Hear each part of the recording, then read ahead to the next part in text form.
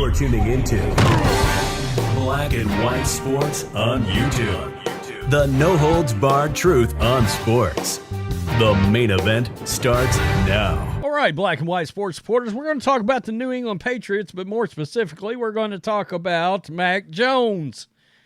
Some videos have come out, a couple of different videos have come out of Mac Jones training, but there's been another video that's come out that just shows you how far Mac Jones has fallen, and it's pretty embarrassing, really. It's pretty sad, but there's also been a report that's come out involving his future and a couple of different things that were said.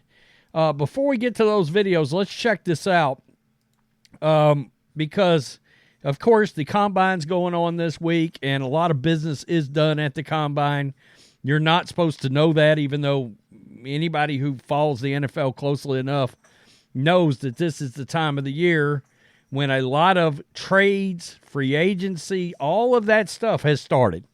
All of it started. You're not supposed to know it started, but it started. Why? Because you got general managers, you got coaches, and you've got agents all in one spot, and for lack of a better way of putting it, alcohol is involved, okay? So, as you can imagine, they come to some deals behind the scenes, behind closed doors, while, eating a steak and having some lobster and having, 3, 4, 14 beers. It's been a rough 3 years for Mac Jones, and a change of scenery outside the Patriots could benefit the 25-year-old. This is Nesson. The Athletics' Chad Graft and Jeff Howe on Thursday released a report on what they've heard in Indianapolis at the scouting combine this week, and trading away Jones was seen in NFL circles as, quote, mutually beneficial.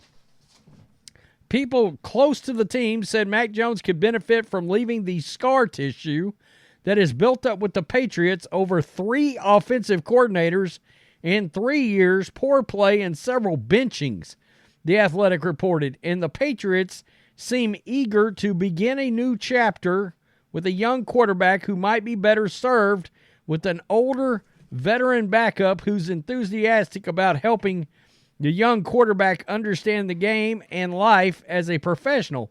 By the way, Brian Hoyer came out and publicly said a couple of days ago that he thinks Mac ought to still be the quarterback in New England and that Mac deserves another shot to try to run it back with some actual weapons and with some actual stability. I just think that ship has sailed. And you guys know I'm the biggest Mac Jones dude there is, but it's gotten ugly. I think he needs to go to like a Kevin O'Connell, Kevin Stefanski, Kyle Shanahan, Andy Reid, Sean McVay would be a perfect one considering what Sean was able to do with Baker Mayfield. Just one of those kind of guys. And I think pretty quickly Mac Jones could reboot himself.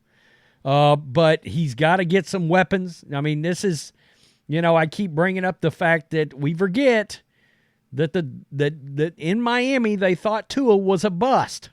And then they got, Jalen Waddle, and they got Tyreek Hill, and all of a sudden, Raheem Mostert, and it's funny how that things change real quick, and he looks like a near MVP kind of quarterback.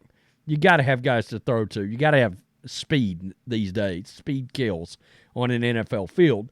Jones has had a promising rookie season, but his sophomore season was a disaster with Matt Patricia and Joe Judge at the helm, and his 2023 was even worse after he reportedly lost trust in the locker room and with Bill Belichick. Alex Van Pelt would be Jones's 4th offensive coordinator in his mini season, and while the first-year play caller kept the door open for the Alabama product, a move elsewhere could be in the cards. So, let's get to some videos. There's several that came out involving Mac. Here's one right here. Let's just run it back. That's Mac right there. And that was from 11 hours ago of Mac training, trying to improve his pocket mobility and his elusiveness inside the pocket. And there has been a couple of others come out, and here's another one of him training right here. That was 12 hours ago. So, I mean, Mac Jones is already doing the work, right? credit Dov Cleveland on that. But this is the one that tells you you're at a new low point. You are at a new point and a low point.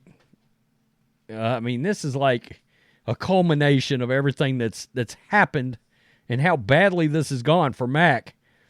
This is at some New England, either department store or Fanatic store or one of these sporting stores, and this is Mac Jones jerseys that are on clearance, folks.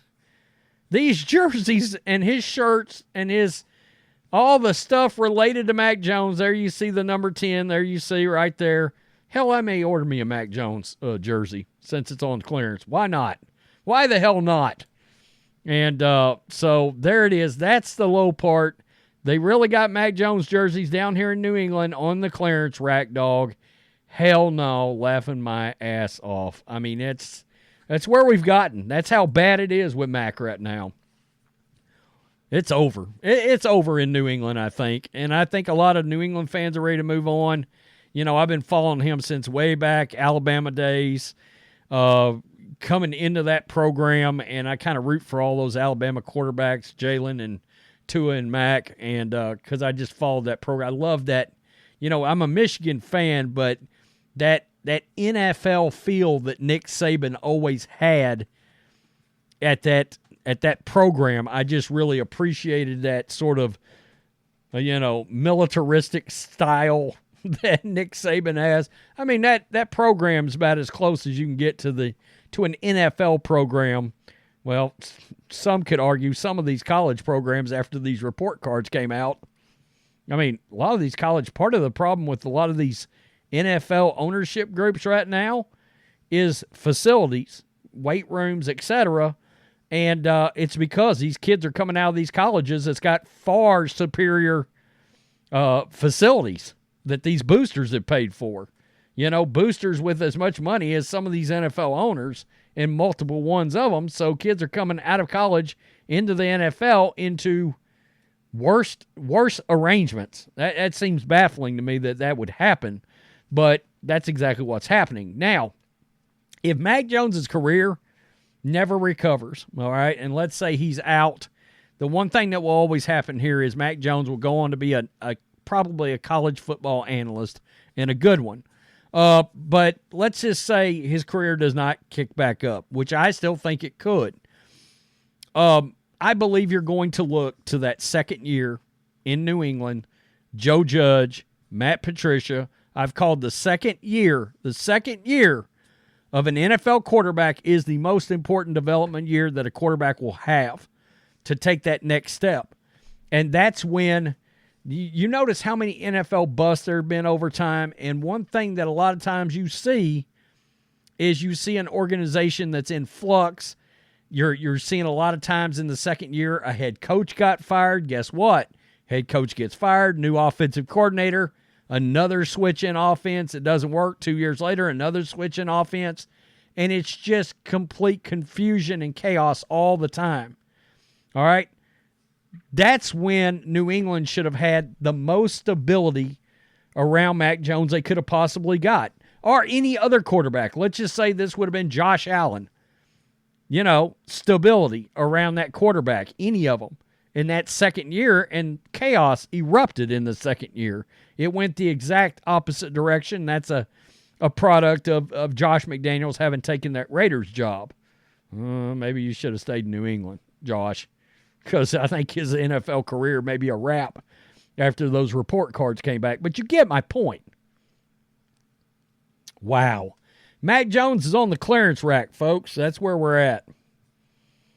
That's crazy. That's a new low point. Nobody saw that coming after that rookie year at all. Tell me what you think. Peace. I'm out. Till next time. Thanks for watching the show. Be sure to like, comment, and subscribe. Be sure to tune in next time on Black and White Sports.